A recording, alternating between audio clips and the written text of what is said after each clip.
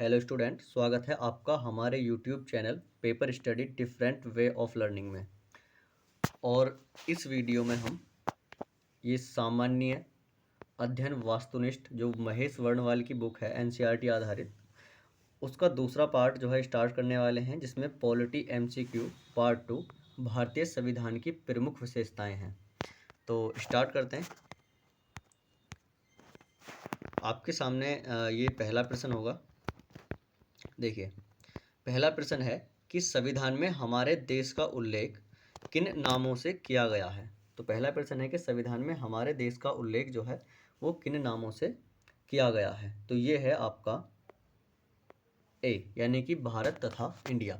देखिए, जब हम प्रस्तावना पढ़ते हैं तो उसमें लिखा हुआ है कि हम भारत के लोग, क्या लिखा हुआ है, हम भारत के लोग। ठीक है, वहाँ पे हमको मिलता है कि हम भारत के लोग भारत को संपूर्ण प्रभुत्व संपन्न, ऐसे करके, ठीक है, आगे तक जाती है। और वहीं जब हम पढ़ते हैं अनुच्छेद 1, तो वहाँ पे लिखा हुआ है कि इंडिया अर्थात भारत। सही है, तो कौन कौन से नाम आ जाएंगे, भारत तथा इंडिया। देखो, इंडिया हमें कहाँ मिल रहा है, अनुच्छेद 1 में, और भारत हमें कहाँ मिलता है, संविधान की प्रस्तावना में। कहाँ पे मिलता है, संविधान की प्रस्तावना में। इसके बाद अगला प्रश्न, भारतीय संविधान किस दिन से पूर्णतः लागू हुआ था। देखिए, किस दिन से पूर्णतः लागू हुआ अगर पूछा जाए तो इसका उत्तर हो जाएगा 26 जनवरी 1950। और अगर पूछा जाए कि आंशिक रूप से कब लागू हुआ, आंशिक रूप से कब लागू हुआ, तो आंशिक रूप से लागू हुआ था 26 नवंबर 1949 को। 26 नवंबर 1949 को संविधान के 16 अनुच्छेद लागू किए गए थे, जिनमें 15 अनुच्छेद थे और एक अनुच्छेद वो था जिसमें उसे लागू करने का प्रावधान था। चलिए अगला प्रश्न, विश्व का सबसे बड़ा लिखित एवं सर्वाधिक व्यापक संविधान किस देश का है। तो ये किसका है, भारत का। अगर पूछा जाए कि सबसे पहले संविधान का निर्माण जो है किसने किया था, तो सबसे पहले लिखित संविधान जो बना था वो बना था अमेरिका में। ठीक है, अमेरिका में। और सबसे जो पुराना संविधान है वो है ब्रिटेन का। और सबसे बड़ा संविधान किसका है, तो वो है भारत का। और सबसे विस्तृत संविधान भी किसका है, भारत का। अगला प्रश्न, भारतीय संविधान की विशेषता है। तो भारतीय संविधान की विशेषता क्या है, तो ये है अंशतः लचीला और अंशतः कठोर है। यानी कि इसमें कुछ प्रावधान ऐसे हैं जहां आप आसानी से संविधान संशोधन कर सकते हो, और कुछ प्रावधान ऐसे हैं जहां आप आसानी से संविधान संशोधन नहीं कर सकते। देखिए, अगर हम बात करें संविधान संशोधन की, तो ये आपकी जो प्रक्रिया है ये अनुच्छेद 368 में है। ठीक है, कहाँ पे है, अनुच्छेद 368 में। और ये कहाँ से लिया गया है, तो वो जो संविधान संशोधन का कॉन्सेप्ट है वो लिया गया है दक्षिण अफ्रीका से। देखिए, कुछ संविधान संशोधन ऐसे होते हैं जो केवल संसद द्वारा कर लिए जाते हैं। कुछ संविधान ऐसे संशोधन ऐसे होते हैं जिसमें संसद और जो आधे राज्यों की विधानसभाओं की अनुमति लेनी होती है। तो इसलिए हमारा जो संविधान है वो कैसा हो जाता है, अंशतः लचीला व अंशतः कठोर। चलिए अगला प्रश्न है, लिखित संविधान की अवधारणा का उल्लेख सर्वप्रथम किस देश में किया गया है। तो लिखित संविधान की अवधारणा का उल्लेख सर्वप्रथम किस देश में किया गया था, तो ये किया गया था आपके अमेरिका में। कहाँ किया गया था, अमेरिका में। ठीक है, अभी मैंने आपको बताया कहाँ किया गया था, अमेरिका में। और सबसे बड़ा संविधान कहाँ का है, तो भारत का। देखिए, अगर पूछा जाए कि सबसे पुराना अलिखित संविधान कहाँ का है, तो वो कहाँ का है, ब्रिटेन का। अगला प्रश्न, भारत एक गणतंत्र है, इसका अर्थ है। चलिए, भारत एक गणतंत्र है, इसका अर्थ क्या है। देखिए, सभी मामलों में अंतिम अधिकार जनता के पास है, तो इसका मतलब ये नहीं है। तो इसका मतलब ये है कि भारत में वंशानुगत शासन नहीं है।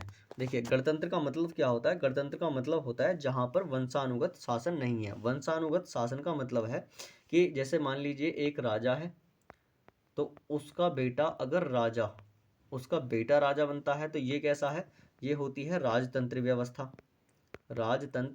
व्यवस्था। और जहाँ देश का प्रमुख निर्वाचित होता है वहाँ कैसी होती है, गणतंत्र व्यवस्था। ठीक है, अब हमारे भारत का जो प्रमुख वो कौन है, राष्ट्रपति।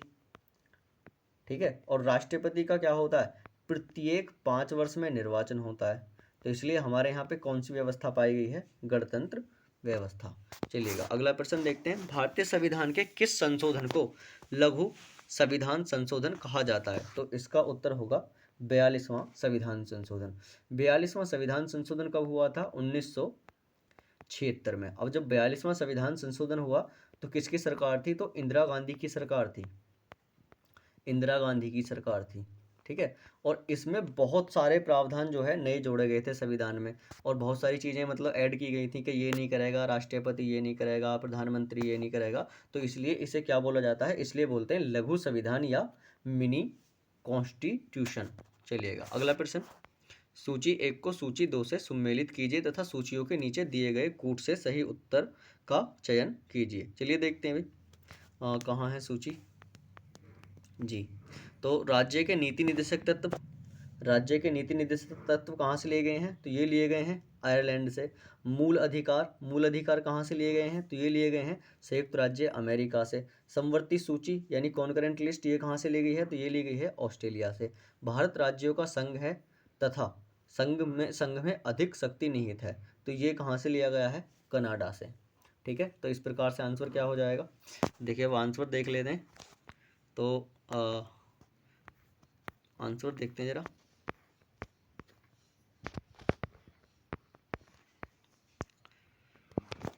तो आंसर हो जाएगा इसका 8वें का बी। ठीक है, तो क्या हो जाएगा? 3 4 1 2, यानी कि 3 और फिर है 4 और फिर 1 है और फिर है 2। चलिएगा आगे बढ़ते हैं। कल्याणकारी राज्य का तात्पर्य क्या है? कल्याणकारी राज्य का तात्पर्य क्या होता है? कि अधिकतम लोगों, यानी कि देखिए यहाँ पे लिखा हुआ है अधिकतम लोगों का अधिकतम कल्याण सुनिश्चित करना। देखिए जब सरकार योजना बनाएगी तो वो क्या करेगी?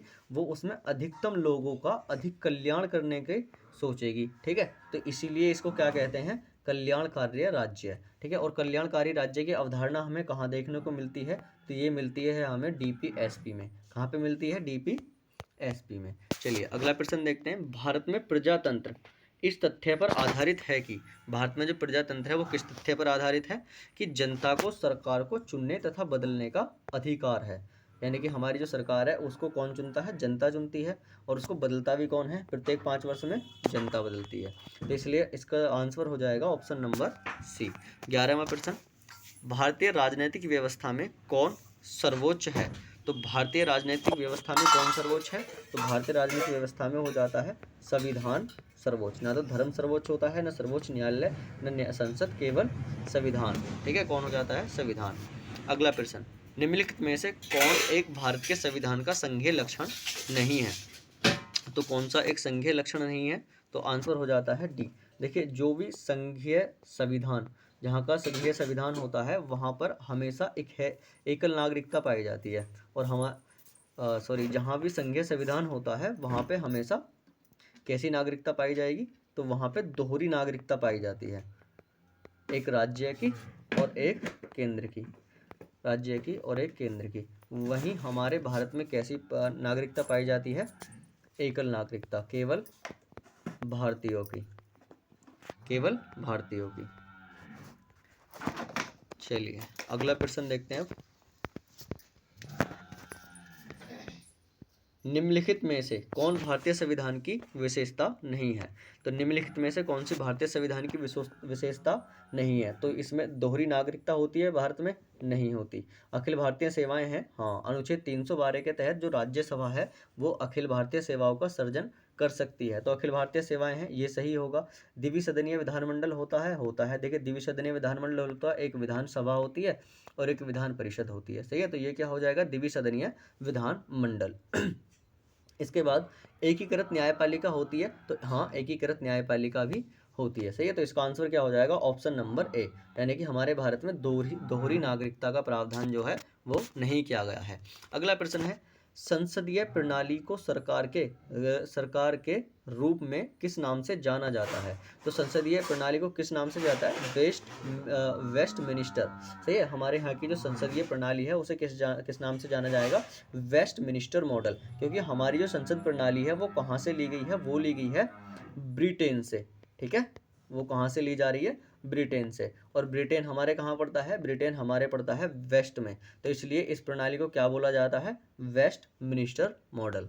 चलिएगा अगला प्रश्न, भारतीय संसद प्रणाली इंडियन पार्लियामेंट सिस्टम किस देश की संसदीय प्रणाली से मिलती जुलती है। तो हमारे संविधान में जो संसदीय प्रणाली है वो कहाँ से ली गई है, वो ली गई है ब्रिटेन से। कहाँ से ली गई है, ब्रिटेन से, तो ऑप्शन नंबर डी आंसर हो जाएगा। मतदान करने की उम्र को 21 वर्ष से घटाकर 18 वर्ष किस वर्ष किया गया था। तो ये किया गया था 1889 में, यानी 1889 में। सही है, 1889 में। और कौन सा संविधान संशोधन था, 61वां संविधान संशोधन। सही है। और जो आपके वयस्क मताधिकार है उसकी आयु घटाकर कितनी कर दी गई थी, 21 वर्ष से घटाकर 18 वर्ष कर दी गई थी। यानी कि पहले जो व्यक्ति वोट डालते थे वो 21 वर्ष वाले डालते थे, जिनकी आयु केवल 21 वर्ष होगी वही वोट डालेंगे। तो क्या हुआ, 61वां संविधान संशोधन 1889 आया राजीव गांधी की सरकार में। सही है, किसकी सरकार में आया था, राजीव गांधी सरकार में। और इन्होंने क्या कर दिया था, तो ये एज घटाकर जो 21 वर्ष थी ये क्या कर दी थी, 18 वर्ष कर दी थी। अगला प्रश्न, भारतीय संविधान के वृद्ध होने का कारण क्या है। तो भारतीय संविधान के वृद्ध यानी कि वृद्ध यानी बड़ा होने का कारण है कि भारतीय इसमें अनेक संविधानों के अनुभव शामिल हैं, या इसमें विस्तृत प्रशासकीय प्रावधान है, या यह एक बड़े देश के शासन से संबंधित है, या इसमें संघ एवं राज्य दोनों सरकारों का शासन है। तो इसका आंसर हो जाएगा इसमें संघ एवं राज्य दोनों सरकारों का शासन है। इसलिए भारतीय संविधान के वृद्ध होने का कारण क्या हो जाएगा, यानी भारतीय संविधान बड़ा है क्योंकि इसमें संघ एवं राज्य दोनों सरकारों का शासन का प्रावधान किया गया है। केवल केंद्र का होता तो हो सकता है हमारा संविधान थोड़ा छोटा होता। चलिए अगला प्रश्न, भारतीय न्यायपालिका की सर्वोच्चता का सिद्धांत कहाँ से लिया गया है। तो भारतीय न्यायपालिका यानी कि हमारे उसमें कौन सर्वोच्च रहेगा, संविधान के बाद न्यायपालिका, और ये कहाँ से ली गई है, अमेरिका के सर्वोच्च न्यायालय से। ठीक है, कहाँ से लिया गया है, अमेरिका के सर्वोच्च न्यायालय से। हमारे भारत की सर्वोच्च जो आपकी वो है न्यायपालिका, उसमें बहुत सारी चीज़ आपके अमेरिका से ही ली गई हैं, जैसे न्यायिक सक्रियता है और न्यायिक पुनर्वालोकन है, वो सब भी कहाँ से लिए गए हैं, तो वो सब भी अमेरिका के सर्वोच्च न्यायालय से लिए गए हैं। अगला प्रश्न है, भारतीय संविधान के किस भाग में मौलिक अधिकारों का वर्णन मिलता है। तो किस भाग में मौलिक अधिकार हैं, तो मौलिक अधिकार हैं आपके भाग 3 में। किस में है, भाग 3 में। पहले भाग में क्या हो जाता है, संघ और राज्य। दूसरे भाग में क्या हो जाती है, नागरिकता। तीसरे भाग में क्या होते हैं, मौलिक अधिकार। और मौलिक अधिकार कहाँ से कहाँ तक हैं, तो अनुच्छेद 12 से लेके अनुच्छेद 35 तक। अनुच्छेद 12 से लेकर अनुच्छेद 35 तक क्या है, मौलिक अधिकारों का प्रावधान किया गया है। अगला प्रश्न है, अनुच्छेद 56 वर्णित करता है। देखिए अनुच्छेद 56 किसका वर्णन कर रहा है, तो अनुच्छेद 56 करता है आपके राज्य में आपातकाल का, यानी कि राष्ट्रपति शासन का। हमारे संविधान के भाग 18 में 3 प्रकार के आपातकाल दिए गए हैं। कितने प्रकार के, 3 प्रकार के। पहला आता है अनुच्छेद 352 में, इसे बोलते हैं राष्ट्रीय आपातकाल, जो पूरे राष्ट्र में लगेगा। इसके बाद आता है अनुच्छेद 356, इसे बोलते हैं राज्य आपातकाल या राष्ट्रपति शासन। इसके बाद आता है अनुच्छेद 360, इसमें आता है वित्तीय आपातकाल। चलिए अगला प्रश्न 21वां। देखिए 21वां प्रश्न है कि स्वतंत्रता का अधिकार किस अनुच्छेद में दिया गया है। तो स्वतंत्रता का अधिकार कहाँ से कहाँ तक है, अनुच्छेद 14 से अनुच्छेद 18 तक क्या मिलेंगे, समानता का अधिकार। अनुच्छेद 19 से अनुच्छेद 22 तक क्या मिलेगा, स्वतंत्रता का अधिकार। तो 21वें प्रश्न का आंसर क्या हो जाएगा, ऑप्शन नंबर बी, यानी कि अनुच्छेद 19 से 22। फिर उसके बाद ऑप्शन सी, अनुच्छेद 23 से 24 क्या है, ये है शोषण के विरुद्ध अधिकार। अनुच्छेद 25 से 28 ये है धार्मिक स्वतंत्रता का अधिकार। इसके बाद अगला प्रश्न 22वां, वित्तीय आपातकाल किस अनुच्छेद के तहत लगाया जाता है। तो वित्तीय आपातकाल लगाया जाता है अनुच्छेद 360 के। जब भी राष्ट्रपति को ऐसा लगे कि कहीं पर वित्त की कमी हो गई है, यानी कहीं पैसे की कमी चल रही है, तो वो क्या कर सकते हैं, वो वित्तीय आपातकाल लगा सकते हैं। इसमें क्या होता है, जो सरकारी कर्मचारी हैं उनकी सैलरी भी रोकी जा सकती है। उससे क्या होगा, उससे पैसे की पूर्ति हो जाएगी। धर्म के नाम पर किसी प्रकार का भेदभाव नहीं किया जाएगा, संविधान के किस अनुच्छेद में है। तो धर्म आदि के आधार पर किसी चीज का भेदभाव किस में है, अनुच्छेद 15 में। किसमें है, अनुच्छेद 15 में।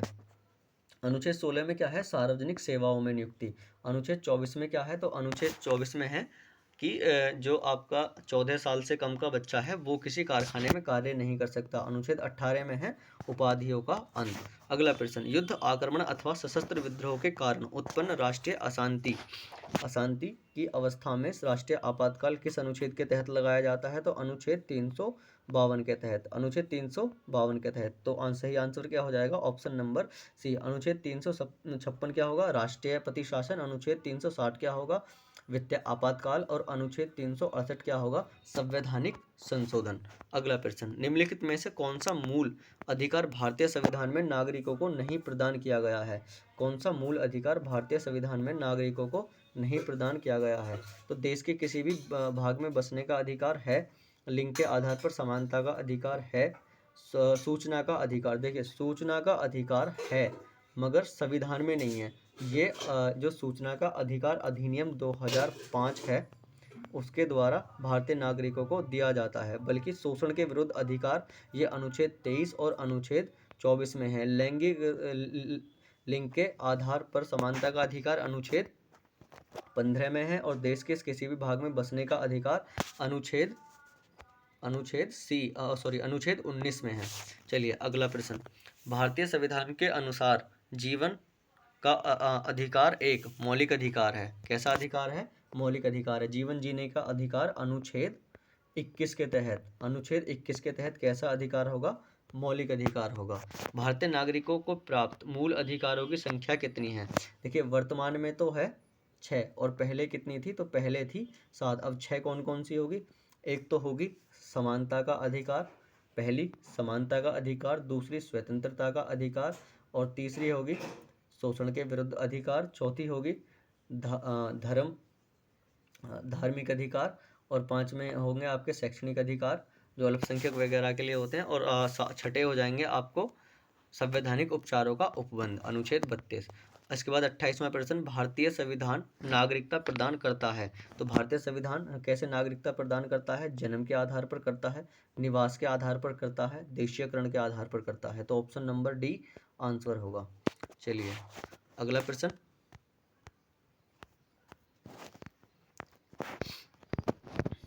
अगला प्रश्न क्या होगा, भारतीय राष्ट्रीय ध्वज में चक्र किसका प्रतीक है। तो भारतीय राष्ट्रीय ध्वज में जो चक्र है वो किसका प्रतीक है, वो न्याय का प्रतीक है। और वो किसका चक्र है, अशोक चक्र। किसका है, अशोक चक्र। और वो किसके स्थान पर लगा था, उसके स्थान पर पहले क्या होता था, चरखा। और चरखा कब लगाया गया था, तो वो लगाया गया था 1931 में। हमारा राष्ट्रीय गान का मूल स्वरूप किस भाषा में है, तो हमारे राष्ट्रीय गान का मूल स्वरूप जो था वो था बंगला भाषा में। और राष्ट्रीय गान को किसने लिखा है, तो राष्ट्रीय गान को लिखा है रविंद्रनाथ टैगोर में। और सबसे पहले राष्ट्रीय गान किस पत्रिका में जो है प्रकाशित हुआ था, तो उस पत्रिका का नाम है तत्वबोधिनी। तत्वबोधिनी पत्रिका, ठीक सही है। किसमें हुआ था, तत्वबोधिनी पत्रिका। और जो रविंद्रनाथ टैगोर हैं उन्होंने ही क्या लिखा है, उन्होंने ही लिखा है बांग्लादेश का राष्ट्रीय गान जो है आमार सोनार बांग्ला। अगला प्रश्न, भारतीय संविधान निम्नलिखित में से कौन सी नागरिकता प्रदान करता है। तो भारतीय संविधान कौन सी नागरिकता प्रदान करता है, एकल नागरिकता। जो एक संघीयवाद होता है, मतलब संघीय राज्य होता है उसके विरुद्ध है। यानी कि जहाँ पे भी आपको संघीय राज्य मिलेगा वहाँ कैसी मिलेगी, दोहरी नागरिकता। लेकिन भारत एकमात्र अपवाद है जहाँ पे भारत एक संघीय राज्य भी है और वहाँ पे कैसी है, एकल नागरिकता पाई जाती है। भारतीय संघ, अगला प्रश्न, भारतीय संघ की कार्यपालिका शक्ति किसमें निहित होती है। तो भारत की कार्यपालिका की शक्ति जो होती है वो होती है राष्ट्रपति में। अनुच्छेद 53 कहता है कि हमारी जो एक कार्यपालिका होगी और जिसमें समस्त शक्ति किसमें, राष्ट्रपति में निहित होगी। और उसका प्रयोग वह स्वयं या अपने अधीनस्थों के माध्यम से करता है। अगला प्रश्न, लोकतंत्र चतुर्थ स्तंभ शब्द का प्रयोग निम्न में से किसको इंगित करता है। तो लोकतंत्र का चतुर्थ स्तंभ किसको इंगित करता है, तो ये करता है प्रेस तथा समाचार को। किसे करता है, प्रेस तथा समाचार को, ठीक है। और ये प्रेस की स्वतंत्रता किस में आती है, तो ये आती है अनुच्छेद 19A में, अनुच्छेद 19A में। इसके बाद अगला प्रश्न है, निम्नलिखित में से किस अधिकार को डॉक्टर भीमराव अंबेडकर ने संविधान का हृदय की आत्मा कहा है। तो ये संवैधानिक उपचारों का अधिकार अनुच्छेद अनुच्छेद 32। इसे डॉक्टर भीमराव अम्बेडकर क्या कहते हैं? संविधान का हृदय और आत्मा।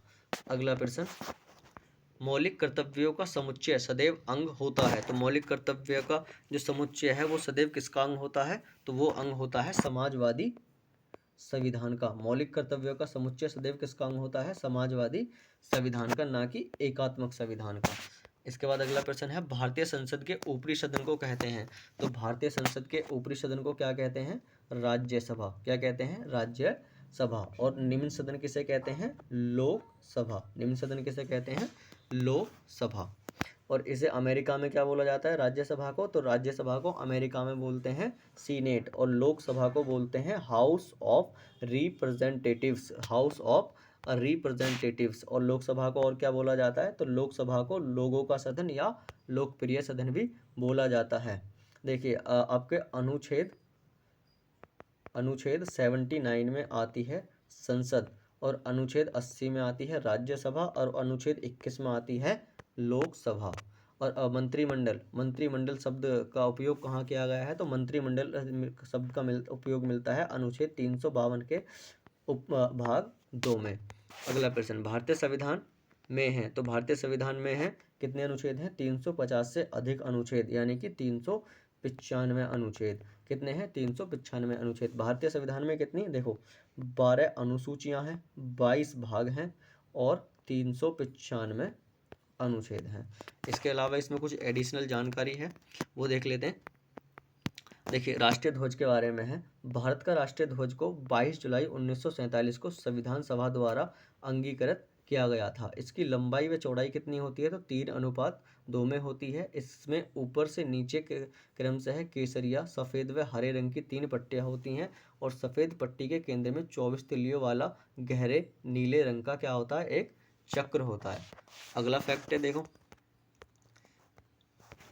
राष्ट्रीय चिन्ह के बारे में। राष्ट्रीय चिन्ह क्या है हमारा? राष्ट्रीय चिन्ह है अशोक स्तंभ। भारत का राष्ट्रीय चिन्ह सारनाथ के अशोक स्तंभ से लिया गया है, सही है। और इसके पट्टी के मध्य में धर्म चक्र है, सही, ऐसे करके धर्म चक्र है, जिसमें कितनी तिल्लियां हैं? जिसमें 24 तिल्लियां हैं। इसके बाद है राष्ट्रीय गान। तो राष्ट्रीय गान हमारा किसने लिखा है? राष्ट्रीय गान रविंद्रनाथ टैगोर द्वारा मूलतः किस भाषा में? बंगाल भाषा में रचित है, और संगीतबद्ध जनगण मन के हिंदी संस्करण को संविधान सभा ने भारत के राष्ट्रीय गान के रूप में 24 जनवरी 1950 को अपनाया था। राष्ट्रीय गान की गायन अवधि कितनी है? तो राष्ट्रीय गान की गायन अवधि कितनी है? 52 सेकंड। और राष्ट्रीय गीत की गायन अवधि कितनी है? तो राष्ट्रीय गीत की गायन अवधि हो जाती है 65 सेकंड। अगला प्रश्न, हाँ जी, अगला देखते हैं राष्ट्रीय गीत। देखिए राष्ट्रीय गीत वंदे मातरम में किसने रचना की है? बंकिम चंद्र चटर्जी के, जो एक उपन्यास था बंकिम चंद्र चटर्जी का आनंद मठ, उससे क्या लिया गया है हमारा राष्ट्रीय गीत। तो राष्ट्रीय गीत क्या है हमारा? वंदे मातरम। इसे जनगण मन के समान दर्जा प्राप्त है। यह प्रथम बार सन 1896 में भारतीय राष्ट्रीय कांग्रेस के 12वें अधिवेशन, यानी 12वां अधिवेशन था कलकत्ता अधिवेशन 1896 में, उसमें पहली बार गाया गया था। और राष्ट्रीय गीत को गाने में कितना समय लगता है? तो कितना समय? 65 सेकंड। राष्ट्रीय पंचांग, देखिए ग्रेगोरियन कैलेंडर के साथ साथ देश भर के लिए शक संवत किसने चलाया था? तो ये चला था आपका 57 ईसा पूर्व में, ठीक है। और ये किसने चलाया था? ये चलाया था कुषाण शासकों ने। नहीं, 57 ईसा पूर्व में नहीं, 57 ईस्वी में किसने चलाया था? कुषाण शासकों ने। पर आधारित एक रूप राष्ट्रीय पंचांग है, जिसका पहला महीना क्या होता है? चैत्र, और सामान्य वर्ष 365 दिन का होता है। और पंचांग 22 मार्च 1957 को सरकारी उद्देश्यों के लिए अपनाया गया था। अगला देखते हैं भी हमारे भारत का राष्ट्रीय वृक्ष क्या है? तो राष्ट्रीय वृक्ष है बरगद। राष्ट्रीय पशु क्या है? बाघ। राष्ट्रीय पक्षी क्या है? मयूर। और राष्ट्रीय पुष्प क्या है? कमल। तो आज की वीडियो इतनी ही होती है।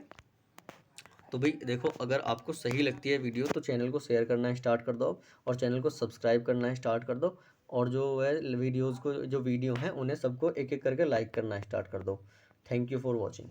मिलते हैं अब अगली क्लास में, ठीक है।